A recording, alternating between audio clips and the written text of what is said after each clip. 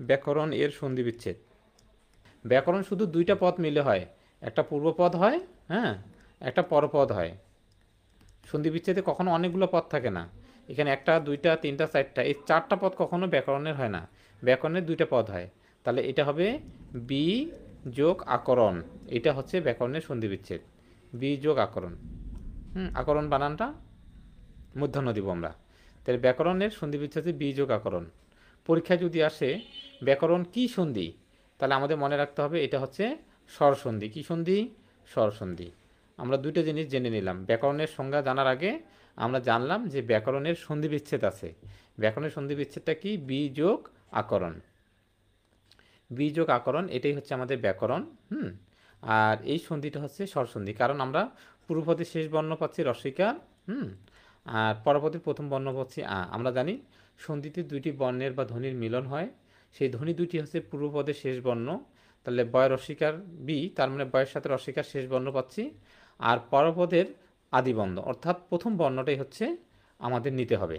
তাহলে ব্যাকরণের সন্ধি বি যোগ আকরণ, তাহলে পূর্বপদের শেষে রস্বই পাচ্ছি, পরবর্তী শুরুতে আ পাচ্ছি। যেহেতু আ এবং ই, রি এবং কি আ, এই দুইটা মিলে আমাদের আমাদের কি হয়েছে? এই দুইটা ধ্বনির মিলনে আমাদের এই স্বরসন্ধিটা হয়েছে। তার মানে যেহেতু স্বরসন্ধি স্বরসন্ধি মিলন, সেহেতু এটা আমরা বলবো স্বরসন্ধির উদাহরণ। স্বরসন্ধির উদাহরণ স্বরসন্ধি। তাহলে আমরা কয়টা জিনিস শিখলাম? দুইটা জিনিস শিখলাম। এক নাম্বার শিখলাম যে ব্যাকরণ কি জাতীয় শব্দ? সন্ধিজাত শব্দ, অর্থাৎ সন্ধি করা যায়। ব্যাকরণ শব্দটা সন্ধি করা যায়। আচ্ছা, তাহলে ব্যাকরণের সন্ধি বিচ্ছেদ কি? বি যোগ আকরণ। বি যোগ আকরণ, যেহেতু পূর্বপদেও স্বরবর্ণ পাচ্ছি, পরপদেও স্বরবর্ণ পাচ্ছি, এই জন্য এটা স্বরসন্ধির উদাহরণ। তাহলে ক্লিয়ার? তাহলে কখনোই আপনারা এত বড় কখনোই দিবেন না, হ্যাঁ, এটা কখনোই দিবেন না। তাহলে এইটা, তারপর আকরণকে আবার ভাঙা হয়েছে আ যোগ ক্রি যোগ অন, অর্থাৎ কৃত প্রত্যয়ের মাধ্যমে আবার ভাঙা হয়েছে। হ্যাঁ, আচ্ছা, তাহলে আমরা তিনটা জিনিস শিখলাম। ব্যাকরণ, ব্যাকরণ কি? ব্যাকরণের সন্ধি বিচ্ছেদ হয় বি যোগ আকরণ। ব্যাকরণ একটা স্বরসন্ধি, এবং ব্যাকরণ একটা কি? কৃচ্ছাদিত, অর্থাৎ কৃতপ্রত্যয়। ব্যাকরণ শব্দটা একটা কৃতপ্রত্যয়। তিনটে জিনিস শিখছি, এগুলো আমরা আবার প্রশ্ন করব শেষে, এতটুকু আপাতত মাথায় রাখেন। হ্যাঁ, এরপরে আমরা শিখব যে ব্যাকরণ একটা হচ্ছে সংস্কৃত বা তৎসম শব্দ। ব্যাকরণ কি জাতীয় শব্দ? তৎসম বা সংস্কৃত জাতীয় শব্দ। খুব গুরুত্বপূর্ণ। দেখেন, আমরা অনেকগুলো তথ্য আমরা শিখতেছি। হ্যাঁ, তাহলে আমরা কি কি শিখলাম? আশা করি সবাই আমরা বুঝতে পেরেছি মনে হয়, যে ব্যাকরণের সন্ধি বিচ্ছেদ শিখলাম।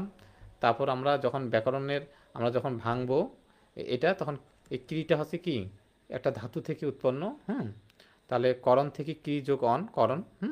তাহলে আমরা এটা কৃতপ্রত্যয় পাচ্ছি, কৃতপ্রত্যয় পাচ্ছি। তাহলে আমরা যদি এগুলো লিখি একসাথে, তাহলে আমরা কি কি লিখতে পাবো? দেখেন, একটু সবাই নোট করেন। হ্যাঁ, বইয়ে তো আছে, বইয়ের বাইরেও আমাদের কিছু জিনিস জানতে হবে।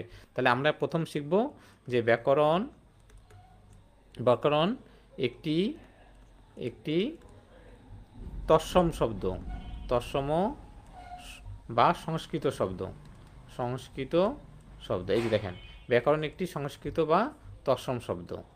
আচ্ছা, কেন আমরা ব্যাকরণকে তৎসম বা সংস্কৃত শব্দ বলতেছি? এর কারণটা দেখেন, কারণটা আমরা দিচ্ছি, ব্যাখ্যা দিচ্ছি। দেখেন ব্যাখ্যাটা, ব্যাখ্যা দিচ্ছি যে ব্যাকরণ কেন আমাদের তৎসম বা সংস্কৃত শব্দ। আমাদের মনে রাখতে হবে মূর্ধন্যযুক্ত শব্দই হচ্ছে মূর্ধন্যযুক্ত শব্দই হচ্ছে কি? মূর্ধন্যযুক্ত শব্দই হচ্ছে তৎসম শব্দ, তৎসম শব্দ। যেমন হতে পারে কি? হতে পারে ব্যাকরণযুক্ত যে কোনো শব্দই তৎসম শব্দ আমাদের হবে। তাহলে আমরা খুব চমৎকারভাবে একটা তত্ত্ব শিখলাম। যেমন রামায়ণ, রামায়ণ, তাহলে কি? মূর্ধন্যযুক্ত। ব্যাকরণ, ব্যাকরণ। তারপর ঋণ, তার মানে কোনো শব্দে যদি আমরা মূর্ধন্য দেখি, তাহলে সেটা কি হবে? তৎসম শব্দ হবে। আশা করি সবাই বুঝতে পেরেছেন যে ব্যাকরণ কেন একটা তৎসম শব্দ। তাহলে এটার ব্যাখ্যা পাইলাম। 2 নাম্বার ছিল আমাদের যে ব্যাকরণ একটা স্বরসন্ধি। ব্যাকরণ একটা হচ্ছে স্বরসন্ধি, স্বরসন্ধি, স্বরসন্ধি। কারণ আমরা দেখতেছি ব্যাকরণ, আমরা জানি যে জফলা যদি থাকে তার পরিবর্তে রস্বইকার লিখতে হয়। যেমন আমরা জানি অত্যন্ত, অত্যন্ত, অত্যন্ত যদি আমরা লিখি তাহলে অ ত, আর এই যে জফলা আছে জফলার জায়গায় আমরা কি রস্বইকার, আর হচ্ছে অ নয়তো। এটা হচ্ছে অটা কেন আসলে এটা পরে ব্যাখ্যা করব। তাও ইত্যাদি, ইত্যাদি, ইত্যাদি, তাহলে আমরা জানি রস্বই ত, জফলা থাকলে কি রস্বইকার, তারপরে থাকলে ইতি হয়ে গেল, আর কি থাকলো আদি, এই যে আদি, আদি লিখলাম। আপনারা লিখে ফেলেন, দ্রুত লেখেন, হ্যাঁ। তারপরে আমরা কি ব্যাকরণ, তাহলে ব্যাকরণ শব্দটা এইভাবে আসছে ব্যাকরণ, তাহলে আমরা বলবো ব, এই জফলা আছে জফলার জায়গায় রস্বইকার, আর কি হবে আর থাকলো আকরণ, এই আকরণ।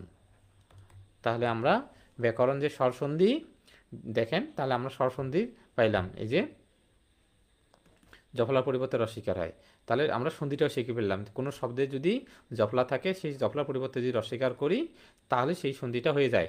আচ্ছা, তাহলে ব্যাকরণ গেল, তাহলে দুইটা তথ্য শিখলাম, হ্যাঁ, এটা আমরা আলোচনা করলাম। এরপর যাই আমরা, দেখেন কত চমৎকারভাবে আমরা শিখতেছি না। তাহলে সংজ্ঞাটা দেখেন,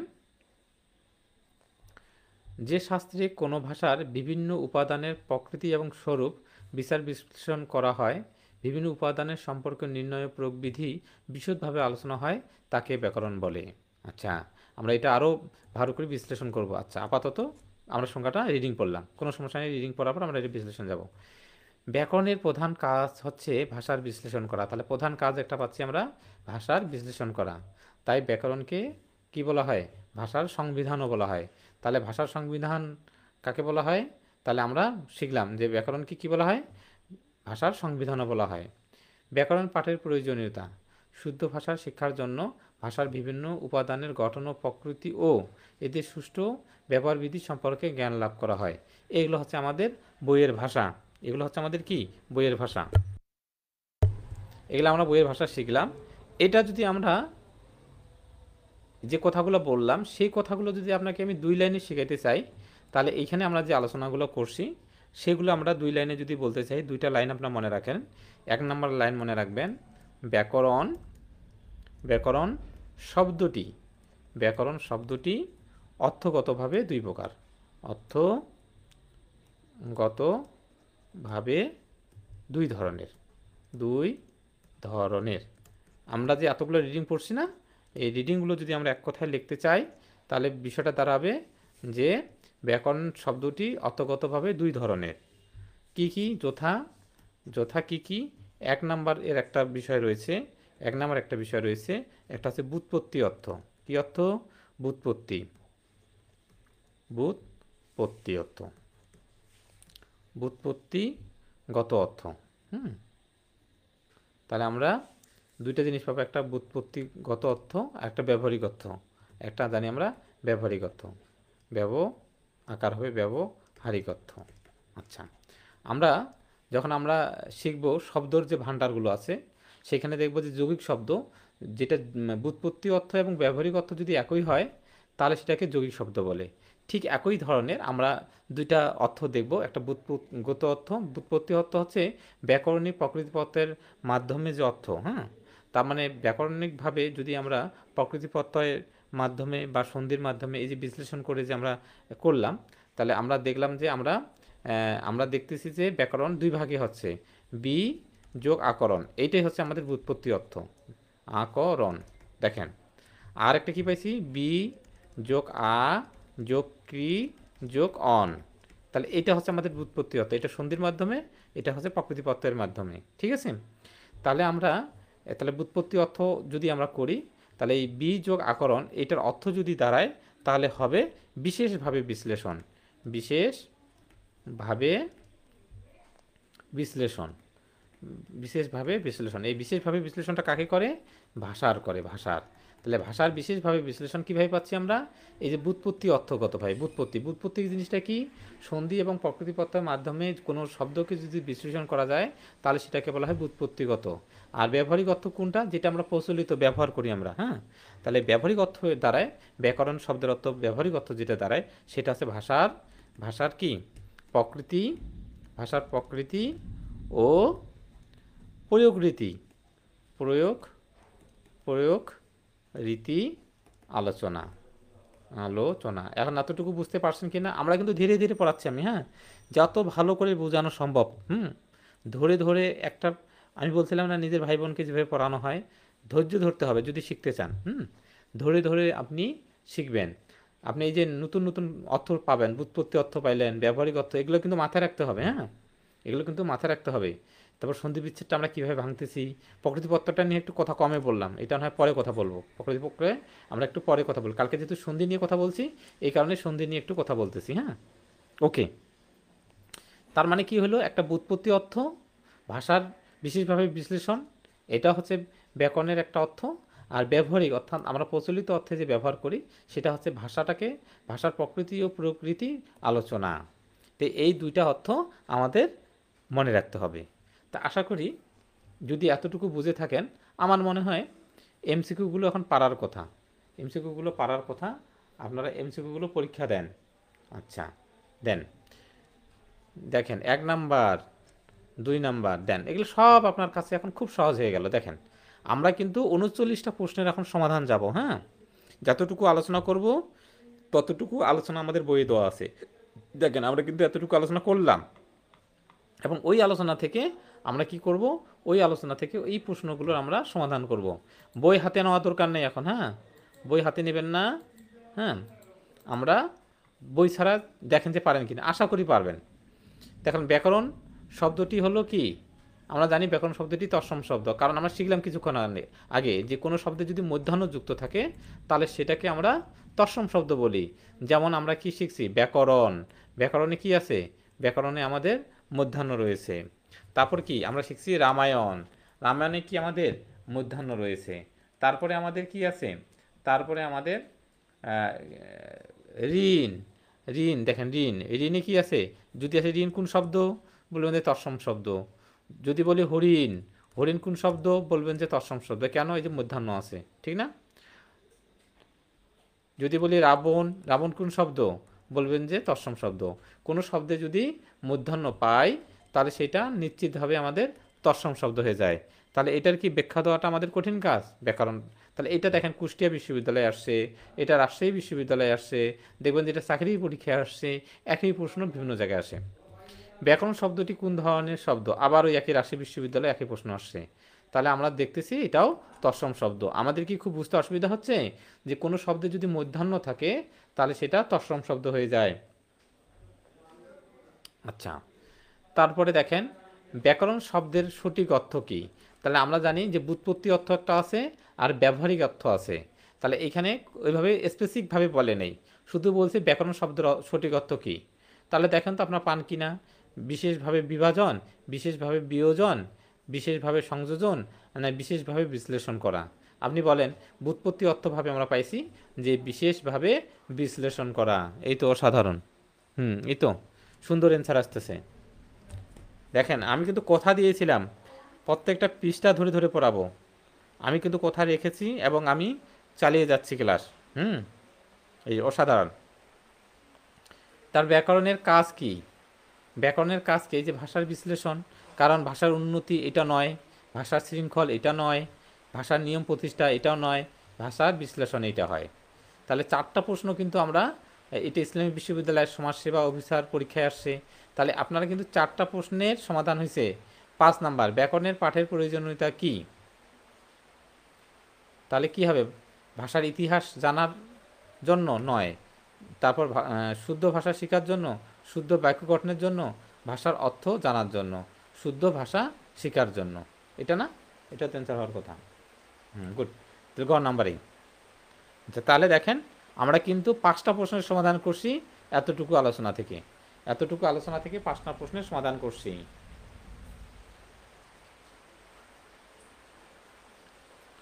আচ্ছা, এখন আমরা বিশ্ববিদ্যালয় প্রশ্নের সমাধান করলাম, চাকরির প্রশ্নের সমাধান করছি।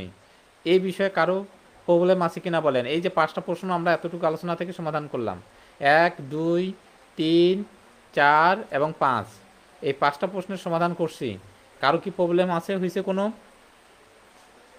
কারো কি প্রবলেম আছে যে এই প্রশ্নটা বুঝতে আমার অসুবিধা হচ্ছে বলেন। 5টা প্রশ্ন আমরা সমাধান করলাম। কী কী প্রশ্ন এগুলো, এগুলো হচ্ছে আপনার খুবই ইম্পর্টেন্ট প্রশ্ন। এই প্রশ্নগুলো কোথায় আসছে, বিশ্ববিদ্যালয় পরীক্ষায় আসছে এবং চাকরি পরীক্ষায় আসছে। এগুলো বুঝতে সমস্যা আছে কি না। এই তেহাতুন নেসা লেখছে ক্লিয়ার, নাহিদ সাহেব লিখছে না, না মানে কি, নে মানে নেই, কি ক্লিয়ার নেই নাকি? আচ্ছা, তার মানে ক্লিয়ার, এই তো ক্লিয়ার। ক্লিয়ার লিখতে হয়তো বা ডান লেখেন, সমস্যা নাই, কোনো প্রবলেম নাই স্যার। আচ্ছা মহিউদ্দিন, ওকে, অসাধারণ। এবার একটু আমার প্রশ্নের উত্তর দেন তো দেখি।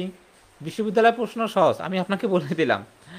বিশ্ববিদ্যালয়ের প্রশ্নের সমাধান করতে পাবেন, কিন্তু চাকরির প্রশ্নের সমাধান করতে পাবেন, কিন্তু আমি যে প্রশ্নগুলো দেব সেই প্রশ্নগুলোর সমাধান করা একটু কঠিন।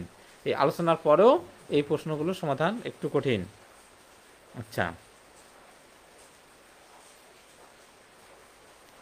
ব্যবহারিক অর্থ আপনি যে ব্যবহার করেন, প্রচলিত মুখে মুখে যে বিষয়গুলো আমরা ব্যবহার করি, সেই বিষয়গুলোই হচ্ছে আমাদের কি, সেই বিষয়গুলো হচ্ছে ব্যবহারিক অর্থ।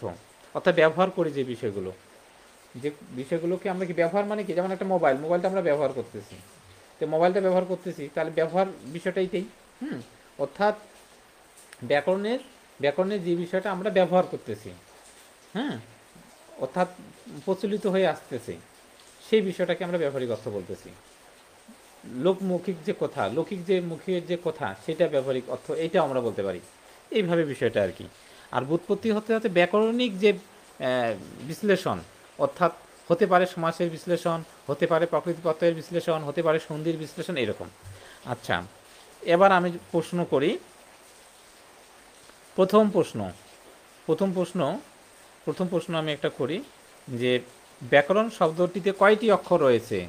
ব্যাকরণ ব্যাকরণ শব্দটিতে শব্দটিতে হ্যাঁ, ব্যাকরণ শব্দটিতে কয়টি অক্ষর রয়েছে? অক্ষর রয়েছে। উত্তর 1, এ 2টি, বি 3টি, সি 4টি, ডি 5টি। আচ্ছা, তাহলে আমরা ব্যাকরণ শব্দটিতে কয়টি অক্ষর রয়েছে, এরপর আমরা ব্যাকরণের আলোচ্য বিষয় নিয়ে আলোচনা করব। হ্যাঁ, যারা রুটিন পাননি তাদেরকে বলে দেই, শনি সোম বুধ, শনি সোম বুধ এই 3 দিন আমাদের ক্লাস হবে বাংলার উপর, রাত 9টায় আমাদের শনি সোম বুধ। আচ্ছা, তাহলে ব্যাকরণ শব্দটিতে আমাদের কয়টি অক্ষর রয়েছে? অক্ষর, এখানে ব্যাকরণ শব্দটিতে, আচ্ছা ব্যাকরণ শব্দটা কয়টি অক্ষর রয়েছে? আচ্ছা, এটা 4টি দেখাচ্ছেন। আচ্ছা, 4টি। আচ্ছা, একটু কৌশল শিখে দেই। ব্যাকরণটা আপনি ইংরেজিতে লেখেন তো, ব্যাকরণ ইংরেজিতে লেখেন, একটু। ব্যাকরণে ইংরেজি কি হবে? ইংরেজিতে লেখেন ব্যাকরণ, বি দিয়ে লেখেন, ব্যাকরণ বানানটা লেখেন, আমি যেটা বলতেছি এখন সেটা করেন, উত্তর ভুল হচ্ছে।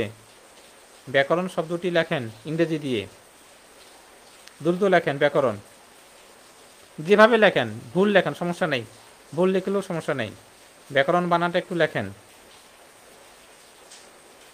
গ্রামার না, ব্যাকরণই লিখতেন সরাসরি। এই তো আলম সাহেব লিখছে ব্যাকরণ। আচ্ছা, হেতুর লেখা লিখছে ব্যাকরণ, যেবা লিখছে ব্যাকরণ। ওকে, ধরেন এটাই ভুলটাই হোক, ধরেন আমি ভুলটাই লিখলাম ব্যাকরণ। আচ্ছা, এটার আরও এটাই লিখলাম, ধরেন আরেকজন লিখছে ব্যাকরণ। আচ্ছা, ব্যাকরণ। আচ্ছা, এবার বলেন যে কয়টা ভয়েল আছে, কয়টা ভয়েল রয়েছে? দেখেন ভয়েল কয়টা রয়েছে, ব্যাকরণ বানানে কয়টা ভয়েল রয়েছে? এখন দেখেন, যেভাবে লিখুন, যেভাবে লেখুক কোনো সমস্যা নেই। ভয়েল আছে কয়টা? একটা ভয়েল আছে, তারপর একটা ভয়েল রয়েছে, একটা ভয়েল রয়েছে। তাহলে ভয়েল রয়েছে আমাদের কয়টি? 3টি।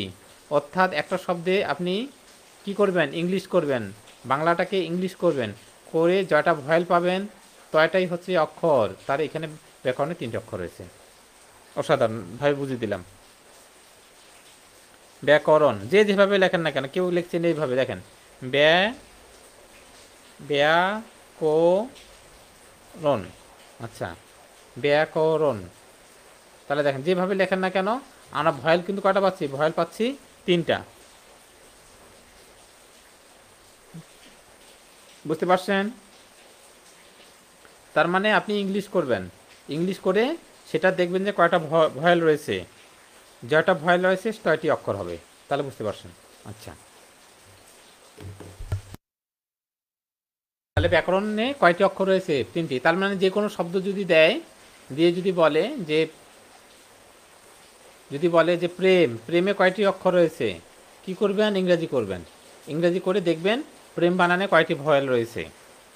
প্রেম বানানে কয়টি ভয়েল রয়েছে? যতটি ভয়েল থাকবে ততটি অক্ষর ওই শব্দটিতে রয়েছে। এই তো। আচ্ছা, ডিটু অসাধারণ স্যার। আচ্ছা, 3টি অক্ষর রয়েছে। হ্যাঁ, নীলুফা ইয়াসমিন 3টি অক্ষর। গুড। আচ্ছা, এবার আমরা যাব বাংলা ব্যাকরণের আলোচ্য বিষয়। দেখেন, এবার আমরা আরেকটা টপিক আলোচনা করব আমাদের মাতৃভাষা বইয়ের 3 নম্বর পৃষ্ঠা নিয়ে। তাহলে মানে আমরা 2 নম্বর পৃষ্ঠাটা এতক্ষণ আলোচনা করলাম। এবার আমরা 3 নম্বর পৃষ্ঠাটা আলোচনা করব মাতৃভাষা বইয়ের। প্রেমে একটি অক্ষর রয়েছে, কারণ ওইখানে আমরা দেখতেছি যে একটাই ভয়েল রয়েছে, ঠিক না? আচ্ছা, দেখেন, একটা বাক্য আমরা লিখছি প্রথমে, আমি মাতৃভাষা বইটি পড়ি। এটি একটা বাক্য। এই যে ছেলেটা, এই ছেলেটা কি করতেছে? এই ছেলেটা বলতেছে যে আমি মাতৃভাষা বইটি পড়ি। এই যে আমি মাতৃভাষা বইটি পড়ি, এটা একটা কি বাক্য। তাহলে আমরা লিখলাম যে একটি বাক্যকে বিশ্লেষণ করলে বাংলা ব্যাকরণের আলোচ্য বিষয়গুলো আমরা পাবো। তাহলে বাংলা ব্যাকরণের আলোচ্য বিষয়গুলো পাবো কি কি? একটা বাক্যকে যদি আমরা বিশ্লেষণ করতে পারি সঠিকভাবে, তাহলে আমরা বাংলা ব্যাকরণের আলোচ্য বিষয়গুলো পাবো। আশা করি বুঝিয়ে দিচ্ছি, টেনশন করার কোনো প্রয়োজন নাই। বাংলা ব্যাকরণ আলোচ্য বিষয়ে 4টি 4টি 4টি, 5টি 5টি 5টি, 6টি 6টি 6টি, এগুলো। হ্যাঁ, যেটাতে 422 জন আছে সেই পেজটা তো আমাদের ক্লাস হচ্ছে, সেটা তো ক্লাস হচ্ছে। রায়হান আবির, সব পেজেই আমাদের শেয়ার দেওয়া আছে, সব পেজেই ক্লাস হচ্ছে। আচ্ছা, তাহলে আমি মাতৃভাষা বইটি পড়ি, এই বাক্যটা যদি আমরা বিশ্লেষণ করতে পারি, তাহলে কিন্তু আমরা বাংলা ব্যাকরণের আলোচ্য বিষয়গুলো শিখব। তাহলে এই যে ছেলেটা একটা ছবি দেখতেছি, সেই ছবিটা, এইটা হচ্ছে একটা মাতৃভাষা বই। এই মাতৃভাষা বইটি সে কি বলতেছে? আমি মাতৃভাষা বইটি পড়ি। তাহলে কি বলতেছে? আমি মাতৃভাষা বইটি পড়ি। এখন দেখেন, এই আমি আসলে কি? এই আমি একটা শব্দ না পদ? বলেন তো, এই আমি শব্দ না পদ? কি হবে এটা? এই আমিটা কি হবে? শব্দ হবে না পদ হবে? একটু কমেন্টে লেখেন, আমিটা শব্দ হবে না পদ হবে? আমরা বইয়ের আলোচনা পরে আসি, বুঝিয়ে দিব। এখন আমি একটু বুঝাই। এই যে আমি মাতৃভাষা বইটি পড়ি, এই আমিটা শব্দ হবে না পদ হবে? আমিটা কি হবে? শব্দ হবে না পদ হবে? দেখেন, আমি মাতৃভাষা বইটি পড়ি। দেখেন, এইখানেও আমি আছি, এখানেও আমি আছি। আচ্ছা, তাহলে কেউ লিখছে শব্দ, কেউ লিখছে পদ, কেউ আবার লিখছে শব্দ পদ দুইটাই। হ্যাঁ, আচ্ছা, নাম। এই আমিটা শুধুমাত্র শব্দ হবে। এই আমিটা শুধুমাত্র কি হবে? শব্দ হবে। এটা পদ হবে না, এটা পদ হবে না। তাহলে আমিটা শুধুমাত্র হবে কি? এখানে শব্দ। এটাকে পদ বলা যাবে না, পদ বললে ভুল হবে। কারণ একটা শব্দ কখনো পদ হয় না, একটা শব্দ কখনো কি হয় না? পদ হয় না। যখন শব্দ বাক্যের মধ্যে ব্যবহৃত হয়, তখন সেটাকে আমরা পদ বলি। এইখানে আমিটাকে বলতে পারি আমরা কি? এই আমিটাকে আমরা বলতে পারি পদ। এই মাতৃভাষাটাকে বলতে পারি একটা পদ, বইটিকে বলতে পারি আমরা একটা পদ, এবং পড়িটাকেও বলতে পারি একটা পদ। অর্থাৎ কোনো শব্দ যখন বাক্যে ব্যবহৃত হয়, তাকে কি বলা হয়? পদ বলে। তার মানে দেখেন, আমরা এখন বিশ্লেষণ করলাম কি? তাহলে আমরা বিশ্লেষণ করলাম যে আমরা প্রথমে এইটা একটা কি বাক্য পাইলাম, প্রথমে একটা বাক্য পাইলাম, আমরা ওইখানে বাক্য লিখে গেলাম। 2 নম্বরে দুইটা জিনিস শিখতে পারবে। বাক্যের ভিতরে যেটা থাকবে সেটাকে বলা হচ্ছে পদ। আর যখন এই পদটা যখন আলাদা করে লিখব, তখন হয়ে যাচ্ছে সেটা শব্দ। সেটা হয়ে যাচ্ছে কি? শব্দ। তাহলে দেখেন, তার মানে তার মানে একটা বাক্য একটা কি একটা হচ্ছে পদ বা শব্দ। তাহলে বাক্যে যখন ব্যবহৃত হবে তখন সেটাকে আমরা কি বলবো, পদ বলবো। আর যখন বাক্যে ব্যবহৃত হবে না, যেমন মাতৃভাষা যদি আলাদা করে ব্যবহার হয় মাতৃভাষা, তখন কিন্তু এটা কি, তখন শুধুমাত্র এটা শব্দ হবে। তার মানে আমরা দুইটা জিনিস, একটা বাক্য পাইলাম, একটা শব্দ। এবার যদি কোনো শব্দকে, যেমন আমি, এই শব্দটাকে যদি বিশ্লেষণ করি তাহলে পাই আ, তারপর পাই ম, তারপর হচ্ছে রস্বই। তাহলে আমরা কতগুলো কি পাই, কতগুলো, এগুলোকে বলা হয় বর্ণ, এগুলোকে বলা হয় বর্ণ।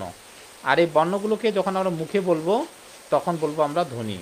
তাহলে আরেকটা জিনিস শিখলাম, বর্ণ জিনিসটা কি, লিখিত রূপ। বর্ণ জিনিসটা লিখিত রূপ, লিখিত রূপ।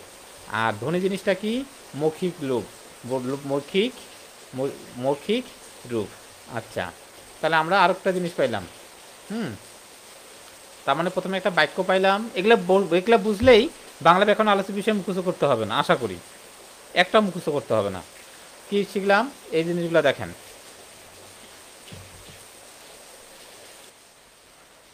তাহলে এই বিষয়গুলো যদি পড়ি তাহলে বাংলা ব্যাকরণের আলোচ্য বিষয় যে মুখস্থর বিষয়, এগুলো একটু মুখস্থ করতে হবে না। তবে এই বেসিকগুলো আপনাকে বুঝতে হবে, যে বেসিকগুলো আমি বোঝাচ্ছি, এগুলো আপনাকে বুঝতে হবে।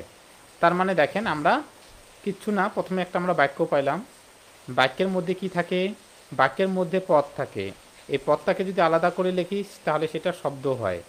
আর একটা শব্দকে যদি বিশ্লেষণ করি তাহলে এই শব্দটাকে বিশ্লেষণ করলে আমরা হয় ধ্বনি পাবো, নতুবা বর্ণ পাবো। ধ্বনিটা হচ্ছে মুখের বিষয়, আর এই ধ্বনিটা যখন আমরা লিখে প্রকাশ করব তখন বর্ণ। আর এই বাক্যটার কি আছে, বাক্যটার একটা অর্থ আছে না, বাক্যটার একটা কি আছে, অর্থ আছে। এই যে অর্থ, তার মানে বাংলা ব্যাকরণের আলোচ্য বিষয় কিন্তু চারটি। তাহলে বাংলা ব্যাকরণের মূল আলোচ্য বিষয় হচ্ছে চারটি। এই চারটি বিষয় কি কি একটু লেখেন তো সবাই, দ্রুত লেখেন। আলোচ্য বিষয় চারটি যে আমরা বললাম, এই চারটা আলোচ্য বিষয় কি কি। তাহলে প্রথমে বাক্য, তারপরে বাক্যের মধ্যে কি থাকে, বাক্যের মধ্যে কোনো শব্দ যদি থাকে সেই শব্দটাকে আমরা পদ বলি। তার মানে এখানে দুইটা ধরবো, শব্দতত্ত্ব বা পদতত্ত্ব। আর শব্দকে যদি আমরা বিশ্লেষণ করি, তাহলে শব্দকে যদি বিশ্লেষণ করি তাহলে কতগুলো আমরা বর্ণ বা ধ্বনি পাই। ধ্বনি জিনিসটা মুখের বিষয়, আর বর্ণের বিষয়টা লৌকিক রূপ। আর এই বাক্যর একটা কি আছে, বাক্যর একটা অর্থ রয়েছে। তাহলে বাংলা ব্যাকরণের আলোচ্য বিষয় আমাদের চারটি। তাহলে খুবই সহজ, বাংলা ব্যাকরণের যে আলোচ্য বিষয় চারটি, তাহলে আমাদের আর এটা মুখস্থ করতে হচ্ছে না। বাংলা ব্যাকরণের আলোচ্য বিষয় যে চারটি, এটা আর মুখস্থ করতে হচ্ছে না আমাদের। আচ্ছা, হ্যাঁ, আমি প্রশ্ন করছি বাংলা ব্যাকরণের মূল আলোচ্য বিষয় কয়টি, চারটি। এই বাংলা ব্যাকরণের মূল আলোচ্য বিষয় কয়টি, চারটি। ধ্বনিতত্ত্ব, শব্দতত্ত্ব বা রূপতত্ত্ব, বাক্যতত্ত্ব বা অর্থতত্ত্ব। এই চারটা ছাড়া, এছাড়া বাংলা ব্যাকরণে আর কি কি আলোচ্য বিষয় রয়েছে। তাহলে আমরা চারটা বিষয় তো শিখলাম। ধ্বনি, ধ্বনি দিয়ে কি গঠিত হয়, ধ্বনি দিয়ে আমাদের, যখন আমরা ধ্বনিগুলো আমরা লিখিত রূপ করব তখন এর বর্ণ, আর বর্ণগুলো পাশাপাশি বসালে শব্দ হয়ে যায়। আর শব্দগুলো যদি বাক্যের মধ্যে বসাই, ঠিক না, তখন সেটা পদ তত্ত্ব হয়ে যায়। তাহলে শব্দ দিয়ে তাহলে কি গঠিত হচ্ছে, শব্দ দিয়ে পদ হচ্ছে, পদ দিয়ে আমরা কি গঠন করতেছি, বাক্য গঠন করতেছি। আর বাক্যটার কি আছে, অর্থ রয়েছে। তাহলে বাংলা ব্যাকরণের মূল আলোচ্য বিষয় চারটি, ধ্বনিতত্ত্ব, শব্দতত্ত্ব, রূপতত্ত্ব, এটা আরেকটা বলতে পদ তত্ত্ব বলতে পারি, পদ তত্ত্ব। আর বাক্যতত্ত্বের আরেক নাম হচ্ছে পদক্রম। কেন পদক্রম, কারণ পদগুলো ক্রমানুসারে বসলেই তো বাক্য সৃষ্টি হচ্ছে, ঠিক না। যেমন কি, আমি মাতৃভাষা বইটি পড়ি, যে আমি মাতৃভাষা বইটি পড়ি, তাহলে এটা একটা পদ, এটা একটা পদ, এটা একটা পদ, এটা একটা পদ। তাহলে পাশাপাশি অনেকগুলো পদক্রম হয়ে যাচ্ছে। তাহলে পদক্রম আরেক নাম হচ্ছে কি, পদক্রমে আরেক নাম হচ্ছে বাক্যতত্ত্ব। এই তো মঈনুদ্দিন সাহেব আমাদের অ্যান্সার দিয়েছে, অভিধান তত্ত্ব। তার মানে বাংলা ব্যাকরণের আলোচ্য বিষয়ে চারটা ছাড়াও আরও দুইটা আলোচ্য বিষয় রয়েছে। তার মধ্যে একটা মঈনুদ্দিন সাহেব লিখে ফেলছে যে অভিধান তত্ত্ব, এটা একটা অভিধান তত্ত্ব, অভিধান তত্ত্ব। ওকে, অসাধারণ, একটা হচ্ছে অভিধান তত্ত্ব।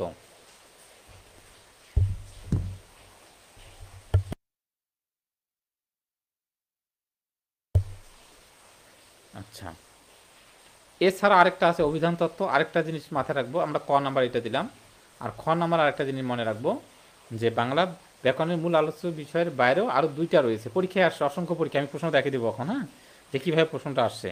আরেকটা হচ্ছে আমাদের ছন্দ ও অলঙ্কার। তাহলে বাংলা ব্যাকরণের মূল 4টি বিষয় বাদ দিয়েও আমরা বাংলা ব্যাকরণে আরও 2টা আলোচ্য বিষয় দেখতে পাই। একটা হচ্ছে অভিধান তত্ত্ব, আর একটা হচ্ছে ছন্দ ও অলঙ্কার তত্ত্ব। ছন্দ ও অলঙ্কার তত্ত্ব। তাহলে আমরা মোট বাংলা ব্যাকরণ আলোচ্য বিষয় 6টি পেলাম, কিন্তু 6টির মধ্যে এগুলো কিন্তু অতিরিক্ত। হ্যাঁ, এগুলো হচ্ছে অতিরিক্ত, মূল হচ্ছে কিন্তু আমাদের 4টি। এই 4টি হচ্ছে আমাদের মূল, আর এই 4টার বাইরে আরও 2টা পাই আমরা, সেটা হচ্ছে অভিধান তত্ত্ব এবং ছন্দ ও অলঙ্কার তত্ত্ব। আশা করি বুঝতে পারছেন। এখন দেখেন আমি যে আলোচনাগুলো করছি মাতৃভাষা বইয়ে খুব অসাধারণভাবে সেগুলো সাজানো রয়েছে। এই দেখেন, আমি মাতৃভাষা বইটি পড়ি, এটা একটা বাক্য, বাক্যের মধ্যে আমি মাতৃভাষা বই পড়ি, এইগুলো প্রত্যেকটা একটা পদ, আর একটা শব্দকে যদি আমরা ভাঙি তাহলে বর্ণ বা ধ্বনি।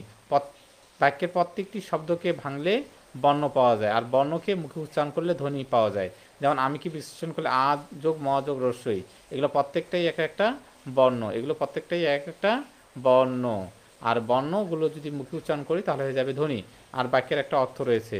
তাহলে এই যে একটি বাক্য থেকে যে 4টি অংশ পেলাম, এই 4টি অংশই হচ্ছে বাংলা ব্যাকরণের মূল আলোচ্য বিষয়। এই যে মূল আলোচ্য বিষয়, এগুলো ক্রমানুসারে সাজালে ধ্বনি বা ধ্বনিতত্ত্ব, শব্দ বা শব্দতত্ত্ব, পদতত্ত্ব, রূপতত্ত্ব, বাক্যতত্ত্ব বা পদক্রম, এবং অর্থ বা অর্থতত্ত্ব তত্ত্ব, এই 4টি অংশই ভাষার মৌলিক অংশ। যদি পরীক্ষা আসে ভাষার মৌলিক অংশ কয়টি, ভাষার মৌলিক অংশ হচ্ছে 4টি। এছাড়া এই যে 4টা অংশ ছাড়াও আরও 2টা অংশ আছে, একটা হচ্ছে অভিধান তত্ত্ব, ছন্দ ও অলঙ্কার তত্ত্ব। ছন্দ এবং অলঙ্কার তত্ত্ব। তবে এই যে অভিধান তত্ত্ব, এর ইংরেজি নামটা একটু মনে রাখতে হবে। এটার আমরা কি, এটার আমরা উচ্চারণটা একটু শিখে নেই। তাহলে এটা হচ্ছে এই যে লেক্সিকো, এটা হচ্ছে গ্রোফি বা গ্রোফি উচ্চারণটা হবে। হ্যাঁ, গ্রোফি। তাহলে এটা একটু মনে রাখবো যে অভিধান তত্ত্বের একটা ইংরেজি নাম রয়েছে। হ্যাঁ, সেটা হচ্ছে কি লেক্সিকোগ্রাফি। এটা আমরা মনে রাখবো, তাহলে আমাদের পরীক্ষায় প্রশ্ন আসছে সেগুলো আমরা সমাধান করতে পারবো। এবার দেখি কে কে প্রশ্ন সমাধান করতে পারতেছেন কি না। আশা করি সবাই পারবেন, সবাই পারার কথা। আচ্ছা,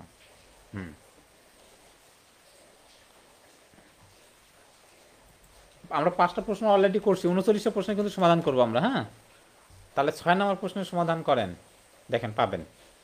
ব্যাকরণের মূল আলোচ্য বিষয় কয়টি? মূল, এই মূল চেয়েছি, মূল। ব্যাকরণের আলোচ্য বিষয় কোনটা? দেখেন এখানে, দেখেন আলোচ্য বিষয় ধ্বনি, শব্দ না বাক্য না সবগুলোই।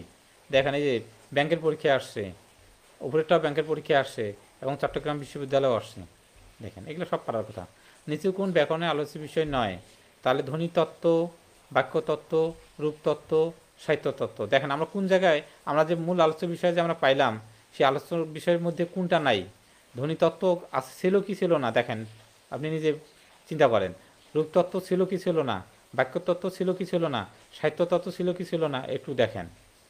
বাংলা কোন শব্দটি ব্যাকরণের আলোচ্য সূচিতে পড়ে না? কোনটা পড়ে না? রূপতত্ত্ব পড়ে না, মনস্তত্ত্ব পড়ে না, ধ্বনিতত্ত্ব পড়ে না, অর্থতত্ত্ব পড়ে না। দেখেন সবগুলো অ্যান্সার লেখেন দ্রুত। আচ্ছা, 10টা প্রশ্ন আছে, এই তো 10টা প্রশ্ন। তারপরে যে লেক্সিকোগ্রাফি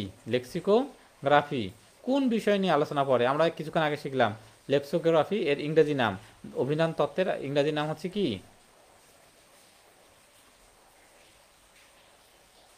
আচ্ছা, অভিধান তত্ত্বের আরেকটা নাম আছে, দেখেন অভিধান তত্ত্বের আরেকটা নাম আমি লিখে দিই। অভিধান অভিধান অভিধান সংকলন,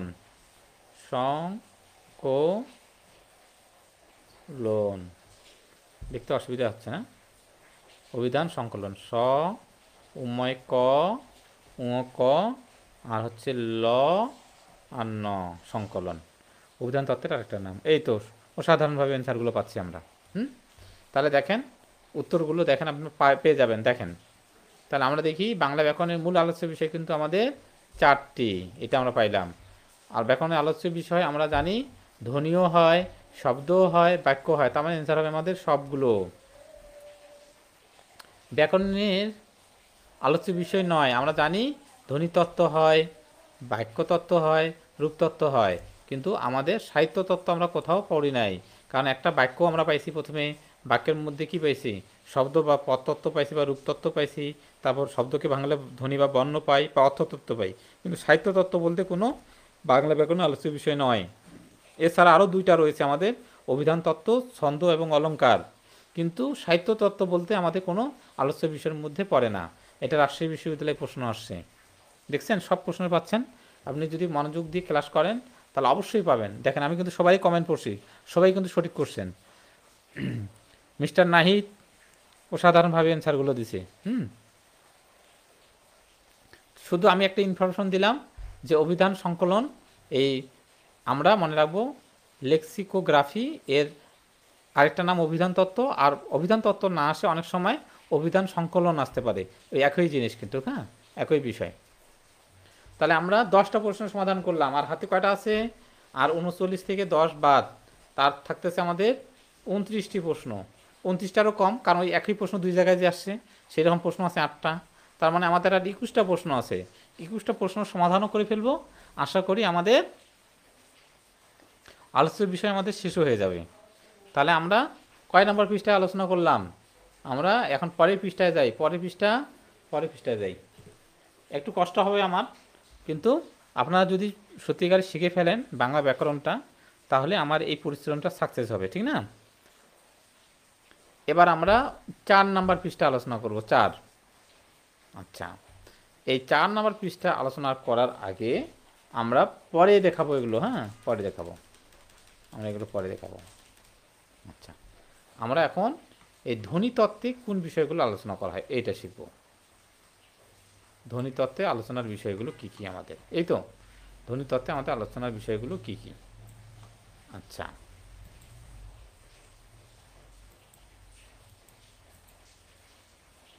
আচ্ছা, এইখানে আমাদের আলোচনা করতে গেলে আমাদের খুব গুরুত্বপূর্ণ কথা বলতেছে, খুব গুরুত্বপূর্ণ, হ্যাঁ খুব মনোযোগ দেন। এইখানে আমরা খুব গুরুত্বপূর্ণ কিছু কথা বলবো।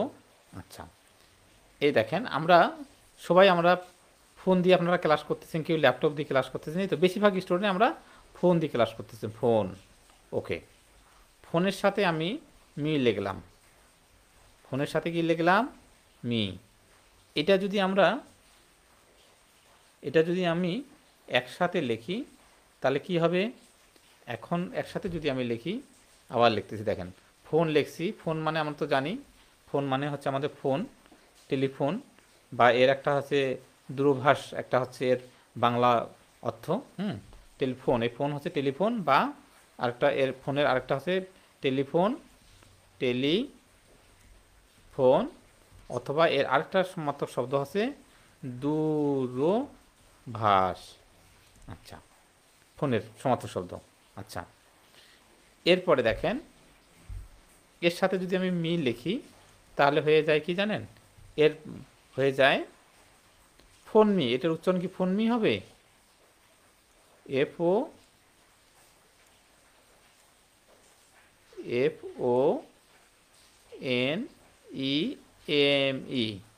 তখন এর উচ্চারণটা কি হয়ে যায়, এটা আমেরিকান উচ্চারণ হয়ে যায়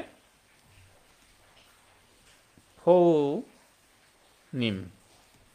দেখেন তাহলে কি, তাহলে আমরা কি পাইলাম, ফোনের সাথে যদি মি লাগে দেই, ফোনমি আর বলা যাবে না, কি বলতে হবে, ফৌনিমিম বলতে হবে, ফৌনিম বলতে হবে, আমাদের উচ্চারণটা হয়ে যাবে একসাথে, আমরা উচ্চারণ করব ফৌনিম, ফৌনিম। এই ফৌনিম শব্দের অর্থ কি, এই ফৌনিম শব্দের অর্থ হচ্ছে, এই ফৌনিম শব্দের অর্থ হচ্ছে ধ্বনিমূল, ধ্বনিমূল। এখন অনেকেই আবার চিন্তা করবে, আরে বাবা এটা কিভাবে হয়, ফোনের সাথে মি লিখে প্রনাউন্সিয়েশনটা নয় ফোন নিম কষ্ট করে উচ্চারণ করে বললাম, কিন্তু ধ্বনিমূল কিভাবে হবে। মনে রাখবেন এই ফোনের যেমন টেলিফোন এবং দূরভাষ যেমন এর অর্থ রয়েছে, এর কিন্তু আরও অন্য অর্থ রয়েছে। এই ফোন শব্দের অর্থ মনে রাখবেন, এই ফোন শব্দের অর্থ স্বরবর্ণ ও ব্যঞ্জনবর্ণ, মনে রাখবেন ব্যঞ্জন বর্ণ। তাহলে ফোন শব্দের অর্থ আমরা দুইটা শিখতে পারলেন আজকে। হ্যাঁ, ফোন শব্দের অর্থ শুধু টেলিফোন বা দূরভাষ শুধুই নয়, এই ব্যাকরণিক এর অর্থ আছে। আমরা হয়তো এটা ব্যবহারিক অর্থে ব্যবহার করি, কিন্তু এটা আমরা যদি ব্যাকরণিক অর্থে ব্যবহার করি, এই ফোন শব্দের অর্থ স্বরবর্ণ ব্যঞ্জন বর্ণ। আর এর সাথে এই মিটা যুক্ত, এই সাফিক্সটা যুক্ত হয়ে কি হইল, আমরা ফোনিম বললাম, ফোনিম। আর এই ফোনিম হচ্ছে ধ্বনিমূল। ধ্বনিমূল কেন? কারণ স্বরবর্ণ এবং ব্যঞ্জনবর্ণ ভাষার তো মূল ভিত্তি, ঠিক না? মূল এটা আমাদের এই স্বরবর্ণ এবং ব্যঞ্জনবর্ণ, এটাকে আমরা যখন মুখে উচ্চারণ করব তখন তো এটা ধ্বনিমূলেই হয়ে যাবে, ধ্বনিমূল হবে না? তাহলে দেখেন কিভাবে এটার মানে হচ্ছে ধ্বনিমূল। তার মানে আমরা কি শিখলাম? তার মানে যদি আমরা এখন বলি, তাহলে এটার সাথে আমরা এখন যদি কি করছি, ফোনের সাথে যদি আমরা কি ফোনো এর সাথে যদি লজি যুক্ত করি, আমরা জানি লজি মানে আমরা জানি যে জ্ঞান, বায়োলজি, ঠিক না? বায়োলজি, তো বায়োলজি কি? জীববিজ্ঞান। তাহলে ফোনোলজি কি? ধ্বনি বিজ্ঞান। কি হবে? ধ্বনি বিজ্ঞান বা ধ্বনিতত্ত্ব। ধ্বনি বিজ্ঞান বা ধ্বনিতত্ত্ব। এতটুকু মনে হয় সবাই বুঝতে পারছেন, ধ্বনি তত্ত্ব। এই এতটুকু বুঝলেই আমার জন্য এনাফ। এতটুকু কারা কারা বুঝছেন একটু কমেন্টে লেখেন। যারা যারা বুঝছেন, ধ্বনিতত্ত্ব থেকে যে কোনো প্রশ্নে আসুক আপনি পারবেন, আমি কথা দিলাম। শুধু আমাকে একটু বলেন যে এই ফোন থেকে মি যোগ করে ফোন মি না হয়ে গেল ফোনিম। ফোনিম, এই ফোনিম শব্দটা ধ্বনিমূল। কেন ধ্বনিমূল? কারণ ফোন শব্দের অর্থ টেলিফোন যেমন রয়েছে ব্যবহারিক অর্থে, ইংরেজি অর্থে, এর আরেকটা অর্থ রয়েছে আমাদের স্বরবর্ণ ও ব্যঞ্জনবর্ণ। এই স্বরবর্ণ এবং ব্যঞ্জনবর্ণের সাথে যখন মি যুক্ত হবে, ফোনিম যখন যুক্ত হবে, তখন ফোনিম শব্দটার অর্থ হয়ে যাচ্ছে ধ্বনিমূল। ওকে, নূরজাহান ক্লিয়ার লিখছে, জেবা ক্লিয়ার লিখছে। আচ্ছা, জি স্যার। আচ্ছা, তার মানে আমরা এখান থেকে চমৎকার তথ্য শিখলাম। যদি কখনো পরীক্ষা আসে ফোনিম, ফোনিম শব্দের অর্থ কী, তাহলে ফোনিম শব্দের অর্থ কী আপনারা পাবেন না এখন? ফোনিম শব্দের অর্থ কী? ধ্বনিমূল। বলবেন যে ধ্বনিমূল। ফোনিম শব্দের অর্থ ধ্বনিমূল। যদি আসে ফোন শব্দের অর্থ কী, যদি এই দুইটা থাকে, এই দুইটা আমরা দাগাবো না। ব্যাকরণিক ভাষায় আমরা স্বরবর্ণ এবং ব্যঞ্জনবর্ণর মৌলিক অংশটাকে বলবো। আচ্ছা, তাহলে যাই হোক, তাহলে এর সাথে যদি লজি যুক্ত হয় তাহলে হয়ে যায় ধ্বনি বিজ্ঞান বা ধ্বনি তত্ত্ব। ধ্বনি বিজ্ঞান বা ধ্বনি তত্ত্ব, এটাও আমরা ক্লিয়ার।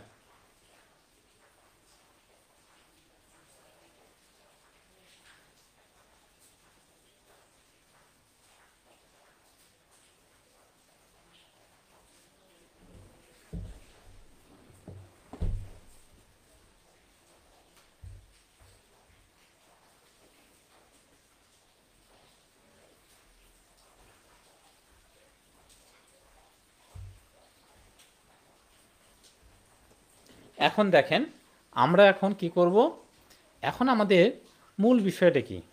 মূল বিষয়টা কি? মূল বিষয়টা হচ্ছে আমাদের এই ধ্বনিতত্ত্বের আলোচ্য বিষয়গুলো কি কি, অর্থাৎ এই ধ্বনিতত্ত্ব, অর্থাৎ এই ধ্বনিতত্ত্ব কোন কোন বিষয়গুলো নিয়ে আলোচনা করে, অর্থাৎ ফোনোলজি কোন কোন বিষয়গুলো নিয়ে আলোচনা করে।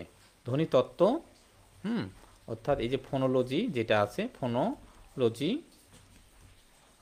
এই ফোনোলজি কী কী নিয়ে আলোচনা করবে। তার মানে আমরা যদি ওয়াজ মাহফিলে যাই তাহলে ওয়াজ মাহফিল কী নিয়ে আলোচনা করবে? ইসলামের ধর্ম সম্পর্কে আলোচনা করবে।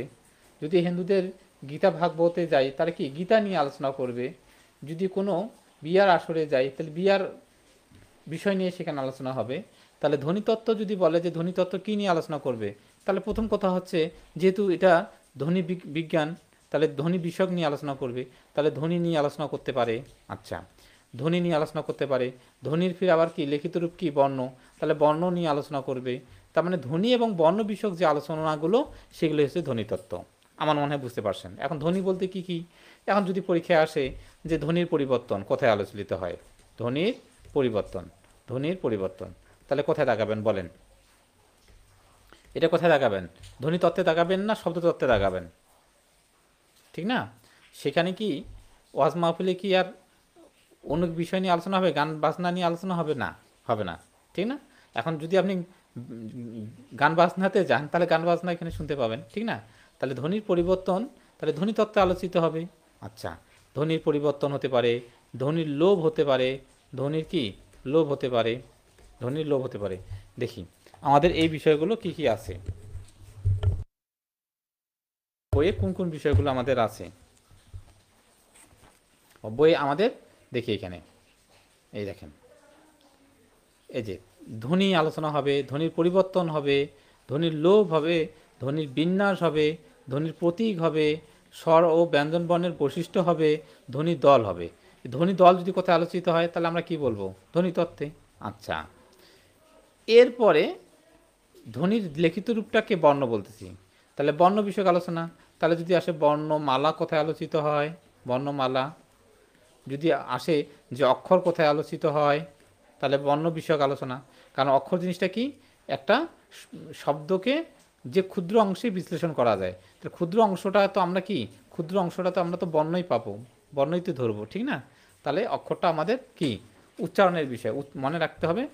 অক্ষর বিষয়টা হচ্ছে উচ্চারণ, একটা শব্দকে যত ক্ষুদ্র অংশে আমরা উচ্চারণ করতে পারবো। তো উচ্চারণ বিষয়টা কিন্তু আমাদের কি, উচ্চারণ বিষয়টা কিন্তু আমাদের ধ্বনি। তাহলে উচ্চারণ বিষয়টা ধ্বনি, সেহেতু অক্ষর আমাদের ধ্বনি তত্ত্বে আলোচিত হবে। আশা করি বুঝতে পারছেন। এবার দেখেন, এখন আপনারা বলতে পারেন যে আমরা এগুলো বুঝতে পারছি যে ধ্বনির উচ্চারণ প্রণালী, ধ্বনির উচ্চারণের স্থান, উচ্চারণ, বাকযন্ত্রের উচ্চারণ প্রক্রিয়া, তারপর অক্ষর, এগুলো বুঝতে পারছি। কিন্তু আমরা সন্ধিটা কীভাবে বুঝবো? সন্ধি কীভাবে বুঝবেন? দেখেন, সন্ধি মানে কি? সন্ধি মানে মিলন। সন্ধি মানে কি? সন্ধি মানে হচ্ছে আমাদের, সন্ধি শব্দ অর্থ হচ্ছে আমাদের মিলন। সন্ধির শব্দের অর্থ হচ্ছে আমাদের মিলন। কি মিলন করে? আমরা জানি সন্ধি ধ্বনির মিলন করে, ধ্বনির মিলন, ধ্বনির মিলন করে। যেমন দেখেন, বিদ্যা, বিদ্যা যোগ আলয়, বিদ্যা যোগ আলয়। তাহলে দেখেন বিদ্যার শেষে কি আছে? আ আছে। আর পূর্বপদের শুরুতে কি আছে? আ আছে। তার মানে দুইটা মিলে হবে আমাদের বিদ্যালয়, বিদ্যালয়। তাহলে আ যোগ আ, একটা আ, আ যোগ আ, একটা আ। তাহলে বিদ্যালয় শব্দটা যে হইল কিসের মাধ্যমে? সন্ধির মাধ্যমে। আর সন্ধিতে কি হলো? দুইটা আ মিলে একটা আ হইলো, দুইটা আ মিলে একটা আ হইলো। তাহলে এই হচ্ছে আমাদের কি, সন্ধি। যদি সন্ধি না দেখে যদি বুঝতে না পারি, তাহলে আমরা তখন জানবো যে সন্ধি মানে হচ্ছে মিলন। সন্ধি কি মিলন করে? এই যে ধ্বনি বা বর্ণের মিলন করে। প্রথম হচ্ছে ধ্বনি থাকলে ধ্বনি, ধ্বনি না থাকলে বর্ণের মিলন করে। এক্স্যাক্টলি অ্যান্সার হবে কি, ধ্বনির মিলন করে। এরপরে আরেকটা দেখে বোঝা যায় না, আর বর্ণ, বর্ণ বিন্যাস, এগুলো তো বুঝতে পারতেছি, এগুলো সব আমরা যুক্ত বর্ণ, যেহেতু বর্ণ বিষয়ক আলোচনা এগুলো। আর নত্যবিধান সত্যবিধান অনেক সময় বোঝা যায় না, না বোঝার কি আছে? দেখেন, নত্যবিধান, ন তো বিধান, তাহলে নয়ের ব্যবহার, নয়ের ব্যবহার শেখাবে, আর মূর্ধন্যস্বর ব্যবহার শেখাবে। তাহলে নয় এবং মূর্ধন্যস্বর এগুলো কি, এগুলো কি বর্ণ না? তাহলে বর্ণ, তাহলে বর্ণের ব্যবহার শেখাচ্ছে, তাহলে বর্ণ। একইভাবে বানানের নিয়ম, অর্থাৎ এই যে ব্যাকরণ বানানটা আমি লিখবো, তাহলে ব্যাকরণ বানানটা এখানে মধ্যাহ্ন দিব না দন্তান্ন দিব? অবশ্যই রয়ের পরে মধ্যাহ্ন দিব। তাহলে এই বর্ণের পরে কি হবে? তাহলে এটা বর্ণ বিষয়ক আলোচনা। এজন্য বানানো হচ্ছে আমাদের ধ্বনিতত্ত্বে আলোচনার বিষয়, বানানো হচ্ছে আমাদের ধ্বনিতত্ত্বে আলোচনার বিষয়। দেখেন এখন পারেন কি না এমসিকিউগুলো, এমসিকিউগুলো সব পারার কথা। 11, 11 number, 11 number, 12 number, 11 number, 12 number, দেখেন এগুলো দাগান, এগুলো দাগাইলে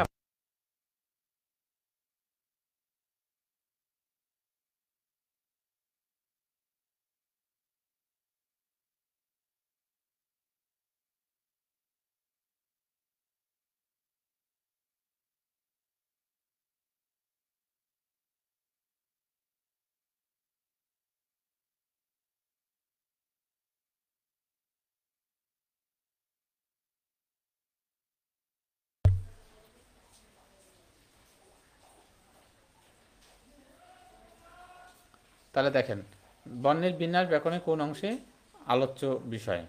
বর্ণের বিন্যাস ব্যাকরণের কোন অংশের আলোচ্য বিষয়?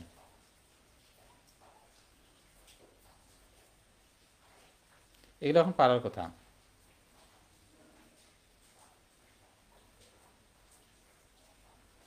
বর্ণের বিন্যাস ব্যাকরণের কোন অংশে আলোচ্য বিষয়? তাহলে উত্তরগুলো লেখেন দ্রুত।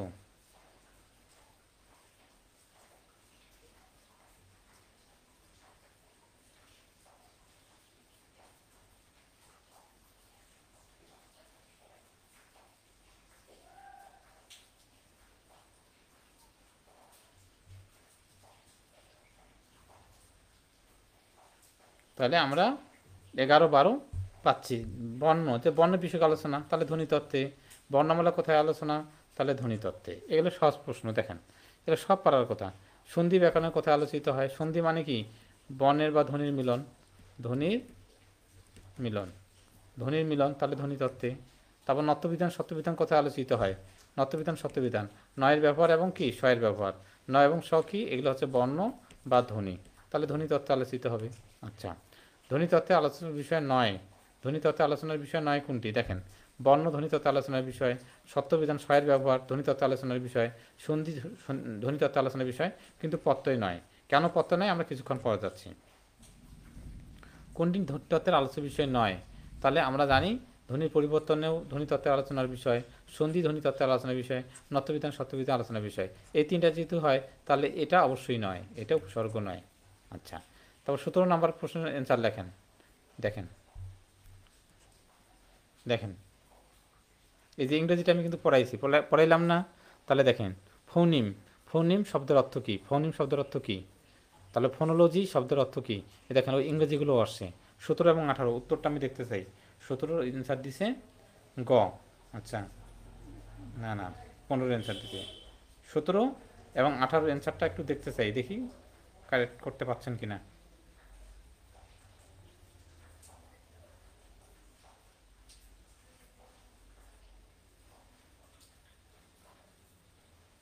এ তো গুড। আখি অ্যান্সার দিয়েছে 17 ঘ, সুমন অ্যান্সার দিয়েছে 17 ঘ, মইনুদ্দিন দিছে, মইনুদ্দিন এগুলো দেখি একটু, হ্যাঁ 17 ঘ, 18 খ। আচ্ছা, হুম,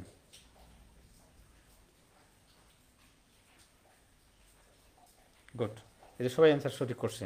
তাহলে আমরা এই দুইটা প্রশ্ন আসে, এটা চাকরি পরীক্ষায় আসছে, এটা যখন কি জবি বিশ্ববিদ্যালয় আসছে, অর্থাৎ যশোর বিজ্ঞান ও প্রযুক্তি বিশ্ববিদ্যালয়ে আসছে, আবার একটা চাকরি পরীক্ষায় আসছে বাংলাদেশ বিদ্যুৎ উন্নয়ন বোর্ড নিরাপত্তা প্রহরী পরীক্ষায় 2023 সালে আসছে। আচ্ছা, তাহলে এই যে আমরা 17 এবং 18 প্রশ্নের সমাধান করে ফেললাম। আচ্ছা, এবার আমরা যাই, দেখেন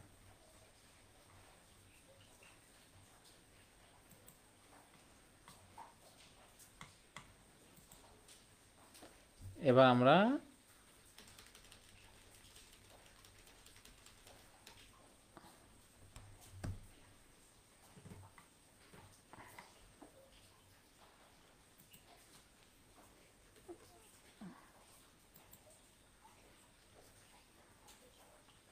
আচ্ছা একটু ফাঁকা ফাঁকা করে দেই। তাহলে বাক্য তত্ত্ব,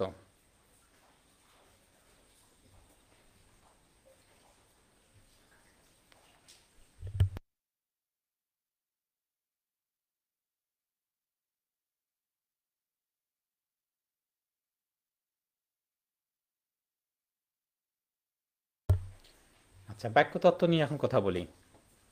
তাহলে বাক্য তত্ত্ব নিয়ে আমরা আলোচনা করলে আমরা আরও সহজ করে ধ্বনি বিষয়ে এতক্ষণ আলোচনা করলাম, এবার আমরা বাক্য তত্ত্ব। তাহলে বাক্য তত্ত্বের আমরা ইংরেজি নামটা আগে মুখস্থ করব, ঠিক আছে। তাহলে এটা হচ্ছে সিনট্যাক্স, সিনট্যাক্স মানে হচ্ছে বাক্য তত্ত্ব। তাহলে আমরা প্রথম ইংরেজি নামটা মুখস্থ করে ফেললাম, সিনট্যাক্স। সিনট্যাক্স মানে হচ্ছে, সিনট্যাক্স হচ্ছে আমাদের কি বাক্য তত্ত্ব, তাহলে ইংরেজি নাম সিনট্যাক্স, বাংলায় হচ্ছে বাক্য তত্ত্ব। আচ্ছা, বাক্য সম্পর্কিত শব্দ, অর্থাৎ বাক্য বিষয় নিয়ে যদি কোনো আলোচনা হয় তাহলে সেটাই হচ্ছে আমাদের বাক্য তত্ত্ব। তাহলে বাক্যের গঠন, বিভিন্ন উপাদানের সংযোজন বিয়োজন, বাক্যের ক্রমবিন্যাস, বাক্য প্রকরণ, বাক্য রূপান্তর, বাক্য সংযোজন বিয়োজন, বাচ্য, বাচ্য তো বাক্যের হয়, আর বাংলা অনুজ্ঞাটা বোঝা যায় না। দেখেন বাংলা অনুজ্ঞা আমরা কি, বাংলা অনুজ্ঞা মানে কি, আদেশ উপদেশ, আদেশ উপদেশ, উপদেশ অনুরোধ। তাহলে এই আমরা যদি কখনো কাউকে আদেশ করি, উপদেশ করি, অনুরোধ করি, তাহলে কি বাক্য দিয়ে ছাড়া কি উপদেশ অনুরোধ এগুলো করতে পারবো? যদি বলি তুমি বই পড়ো, তুমি সেখানে যাও, দয়া করে আমার এই কাজটি করে দাও, তাহলে এই যে আমরা অনুজ্ঞাগুলো প্রকাশ করলাম, আদেশ উপদেশ অনুরোধগুলো করলাম, সেগুলো কিন্তু বাক্যর সাহায্যে করছি, এই কারণে বাক্যতত্ত্বে বাক্য। তাহলে বাংলা অনুজ্ঞা বাক্যতত্ত্বে, আর বাচ্য তো বোঝাই যাচ্ছে, বাচ্য বাক্যেরই হয়। আচ্ছা, কারক বিশ্লেষণ, এটাও কিন্তু নতুন ব্যাকরণ অনুসারে এই কারকটা হচ্ছে আমাদের কি বাক্যতত্ত্বে। কেন দেখেন, রহিম বই পড়ে। আগের পুরাতন বইয়ে কিন্তু এটা শব্দতত্ত্বে বা পদতত্ত্বে আছে, কিন্তু নতুন ব্যাকরণ বইয়ে এটা আমাদের বাক্যতত্ত্ব রয়েছে। এটা বাক্যতত্ত্বই সঠিক হবে। রহিম বই পড়ে, রহিম বই পড়ে। তাহলে দেখেন এইটা একটা বাক্য। তাহলে এই যে ক্রিয়াপদের সাথে নামপদের অর্থাৎ ক্রিয়াপদের সাথে অন্যান্য পদের যে সম্পর্ক সেটি হচ্ছে কারক। তাহলে ক্রিয়াপদের সাথে যেহেতু ক্রিয়াপদের সাথে অন্যান্য পদের দরকার হচ্ছে, তাহলে একটা বাক্যে কখনো কি একটা বাক্যে যদি আমরা তখনই বাক্য গঠন করতে পারি যখন অনেকগুলো পদ বসে। তার মানে একটা পদের এই পরের কোনো কি পরের কি এই ক্রিয়াপদটা এই পদটার কিন্তু আমরা কোনোভাবেই কারণ নির্ণয় করতে পারতেছি না। কারণ নির্ণয় করতে হলে এই ক্রিয়াপদের সাথে অন্যান্য পদের কিন্তু সম্পর্ক দেখাইতে হবে। ক্রিয়াপদের সাথে যেহেতু অন্যান্য পদের যে সম্পর্ক দেখাইতে হচ্ছে, এই কারণে মনে রাখতে হবে কারক হচ্ছে আমাদের বাক্যতত্ত্বে। উক্তি তো বাক্যেরই হয়। বাক্য সংকোচন, এক কথায় প্রকাশ। বাক্য সংকোচন আমরা জানি যে বেশি কথা বলে যে, এক কথায় আমরা কি বলি, বাচাল বলি। জ্যোতিচিহ্ন আমরা জানি জ্যোতিচিহ্ন বাক্যের মধ্যে ব্যবহার করতে হয়। দাড়ি, কমা, প্রশ্নবোধক চিহ্ন, এগুলো আমরা কোথায় ব্যবহার করি, বাক্যের মধ্যে ব্যবহার করি।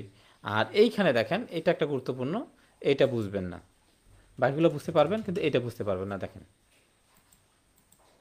এটা আমি বুঝিয়ে দিচ্ছি খুব ভালোভাবে, এটা খুব মনোযোগ দেন। দেখেন কথাটা কি এখানে বলছি, দেখেন পদ পরিবর্তন বাক্যতত্ত্বে আলোচিত হয়, তবে পদ প্রকরণ শব্দতত্ত্বে আলোচিত হয়। খুব গুরুত্বপূর্ণ কথা। এখানে ভুল হওয়ার সম্ভাবনা 99%। দেখেন এখানে ভুল হওয়ার সম্ভাবনা 99%। আমি বলে দিচ্ছি যে কোন জায়গাগুলোতে স্টুডেন্টরা ভুল করে। তাহলে পদ পরিবর্তনটা কোথায় হবে? পদ পরিবর্তনটা হবে বাক্যতত্ত্বে।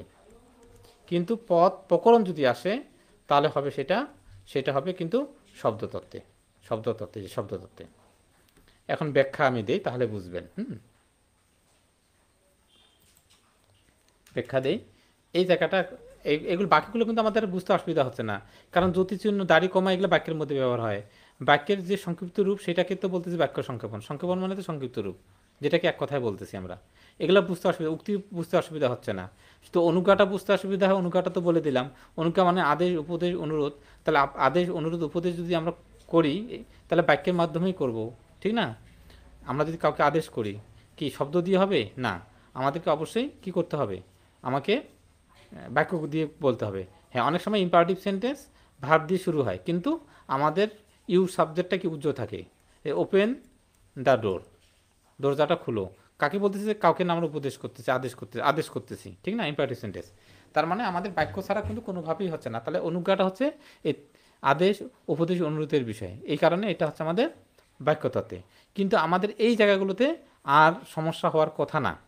সমস্যা হওয়ার কথা এই জায়গাটাতে, যে পদ পরিবর্তন এবং বাক্য প্রকরণ কীভাবে। এখন এটা বিশ্লেষণ করে দিলে আমার মনে হয় বুঝতে পারবেন। যে কতক্ষণ ক্লাস হলো আমাদের? আচ্ছা, সমস্যা নেই, 1.5 ঘন্টার মধ্যে আমরা শেষ করবো, আর 10 মিনিটের মধ্যে ক্লাস শেষ করব। 10 মিনিটের মধ্যে একটু ধৈর্য ধরেন। যেহেতু একটু বুঝে পড়াচ্ছি, একটু সময় লাগতেছে। যদি মুখস্থ করাইতাম তাহলে এত কথা বলতে হতো না। বলতাম যে এই বিষয় এগুলো মুখস্থ করে ফেলো, এইগুলো বেশি ইম্পর্টেন্ট, এই উক্তিটা বেশি ইম্পর্টেন্ট, এই কারকটা বেশি ইম্পর্টেন্ট, এগুলো মুখস্থ করে ফেলো। আর এই বাকি যে জিনিসগুলো এগুলো কম ইম্পর্টেন্ট, এগুলো না পড়লে হবে। এই হয়ে গেল পড়া। এই ধরনের পড়া পড়লেও হয়, কিন্তু ওই পড়া মনে থাকবে না। আচ্ছা, যেহেতু আমরা বুঝে ক্লাস নিচ্ছি, বেসিক বোঝাচ্ছি, বেসিক থেকে আপনাকে পুরো বানাচ্ছি কি, তাহলে দেখেন পদ পরিবর্তন। তাহলে দেখুন আমি যদি বলি যে ওয়াটার এটা একটা কি, এটা একটা নাউন। ওয়াটার মানে কি? পানি। ওয়াটার মানে পানি, আমরা জানি যে এটা হচ্ছে আমাদের নাউন। এবার যদি আমি এটা বলি আই ওয়াটার দ্য ট্রি, এখানে ওয়াটারটা হয়ে গেল ভার্ব। দেখেন তাহলে এটা যখন শুধুমাত্র একটা যখন শব্দ, তখন কিন্তু এটা একটা কি, এটা একটা পদ। এটা কি পদ? নাউন পদ। আমরা জানি যে ওয়াটার একটা নাউন পদ। এই ওয়াটারটা যখন আমি বাক্যের মধ্যে রূপান্তর করতেছি, তখন এটা হয়ে গেল ভার্ব। অর্থাৎ এই যে আমি যে শব্দটা রূপান্তর করলাম কিসের মাধ্যমে? বাক্যের মাধ্যমে করলাম। তাহলে এই কারণে বাক্যের রূপান্তর হচ্ছে বাক্যের এই বাক্যের রূপান্তর, বাক্যের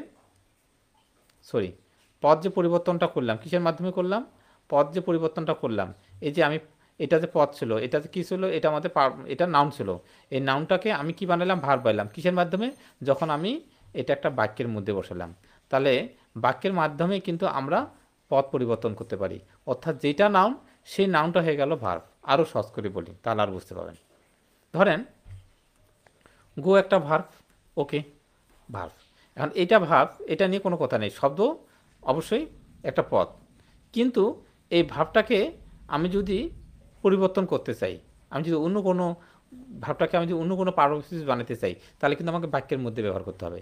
ধরেন আমি যদি বলি this is the go of the world, of the world, তাহলে এই যে গোটা, এই গোটা কিন্তু এখন আর ভার্ব নাই, এই গোটা কিন্তু এখন চেঞ্জ হয়ে গেছে, এটা হয়ে গেছে এখন নাউন। অর্থাৎ আমরা যদি কোনো শব্দকে যদি অন্য পদে রূপান্তর করতে চাই, তাহলে একটা আমাদের বাক্যের প্রয়োজন রয়েছে, ঠিক না? এই কারণে পদ পরিবর্তনটা হচ্ছে আমাদের পদ পরিবর্তনটা হচ্ছে আমাদের বাক্যের মধ্যে আলোচনা করা হবে। আর শব্দ যদি কোনো শব্দ হয়, তাহলে সেই শব্দটা পদ প্রকরণ হবে। তাহলে এই জন্য পদ প্রকরণ অর্থাৎ noun, pronoun, adjective, verb, adverb, এগুলো হচ্ছে পদ তত্ত্বে আলোচিত বিষয়। কিন্তু পদ পরিবর্তন করতে গেলে যেহেতু বাক্যের প্রয়োজন হচ্ছে, এই জন্য পদ পরিবর্তনটা আমরা মনে রাখবো, এটা বাক্য তত্ত্বে আলোচিত হবে। আশা করি বুঝতে পারছেন কিনা দেখেন তো এই জটিল জিনিসটা,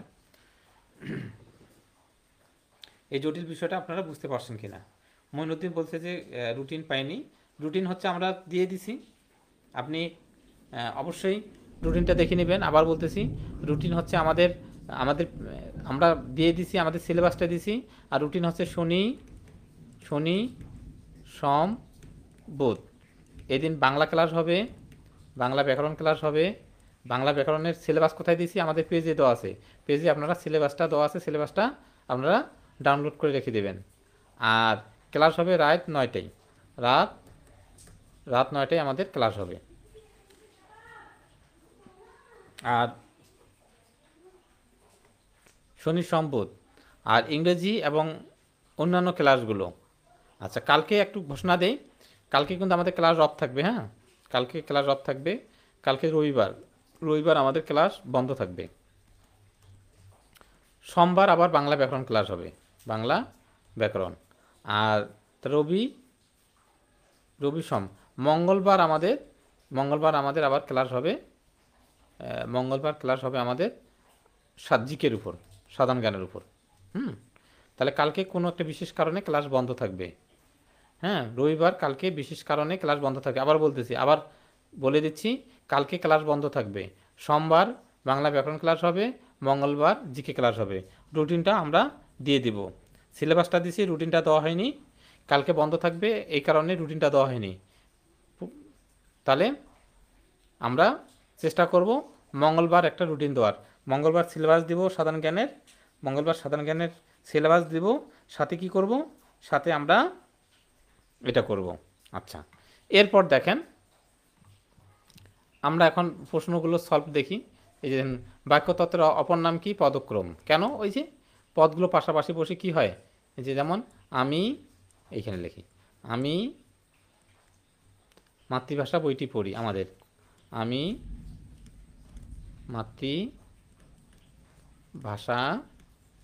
বইটি পড়ি, মাতৃভাষা বইটি পড়ি। আর পরীক্ষা কিন্তু হবে, হ্যাঁ, আগামীকাল কিন্তু পরীক্ষা হবে, কিন্তু আমাদের ক্লাস হবে না, পরীক্ষাটা আমরা অনলাইনে নিয়ে নেব। পরীক্ষার টাইমটা বলে দেই, পরীক্ষার টাইমটা আপনারা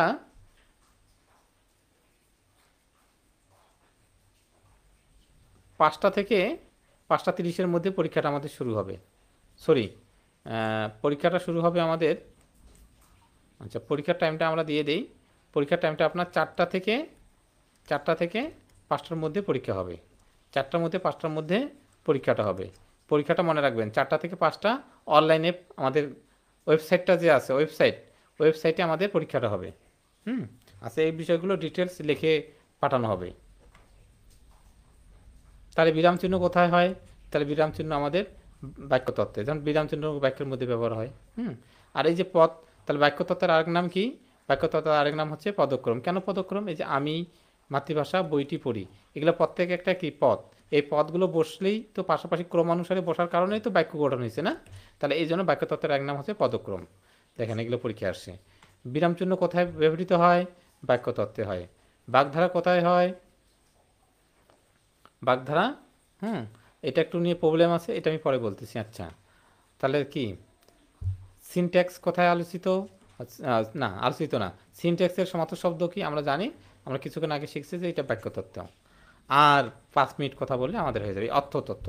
অর্থতত্ত্ব কি? অর্থে বিষয়গুলো দেখেন, অর্থ কথাটি থাকবে, এটা একটা অর্থ কথাটি থাকবে, এটা একটা বিষয়। আরেকটা বিষয় মনে রাখতে হবে যে অর্থ কথাটি না থাকলেও অর্থতত্ত্বে আলোচিত হবে। অর্থাৎ অর্থ বিষয়ক যদি কোনো বিষয় আলোচনা হয় তাহলে সেটা অর্থতত্ত্বে, যেমন শব্দের অর্থ, বাক্যের অর্থ, আচ্ছা, মুখার্থ, গৌণার্থ, বিপরীতার্থ। তাহলে এই প্রত্যেকটা জায়গায় কিন্তু অর্থ আছে, তার মানে অর্থ থাকলে অর্থতত্ত্ব আলোচিত হবে।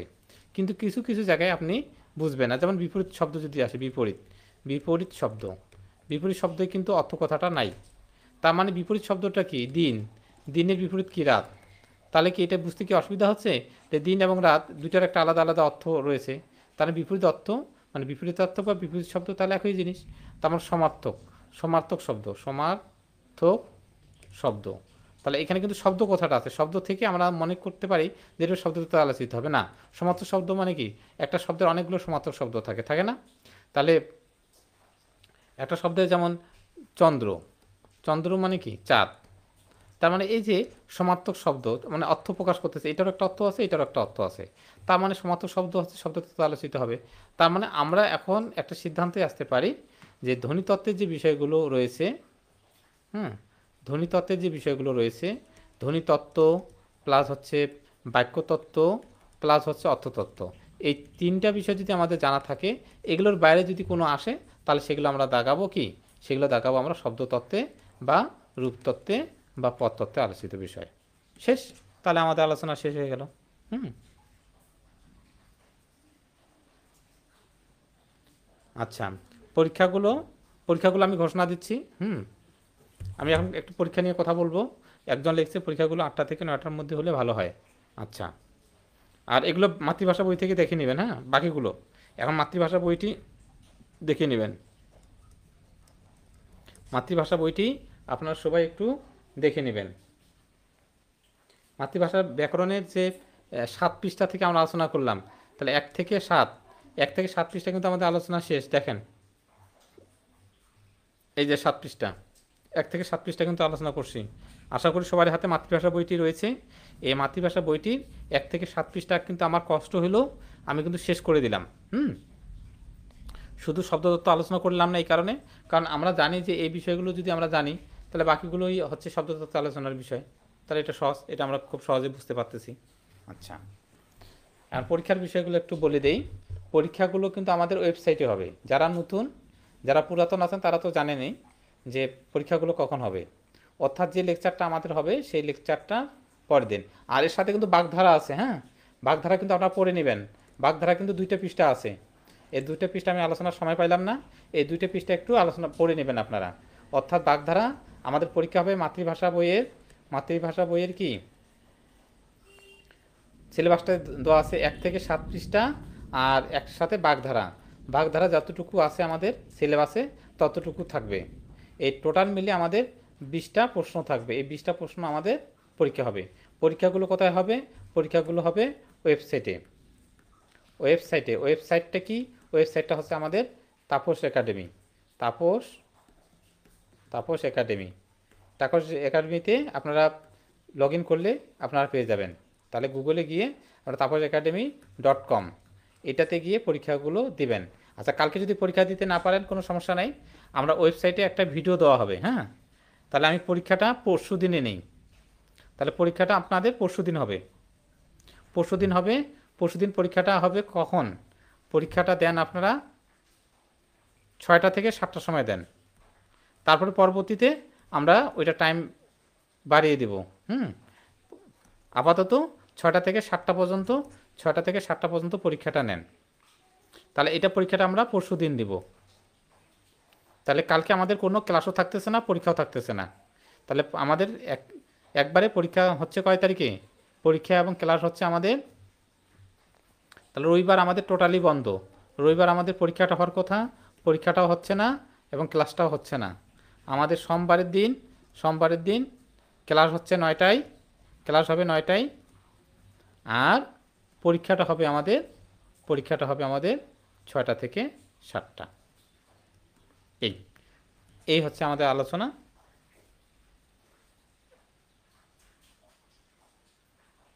আচ্ছা, তাহলে এই তো আমি বলে দিলাম, হ্যাঁ, সবগুলো বিষয় মোটামুটি বলে দিলাম। আশা করি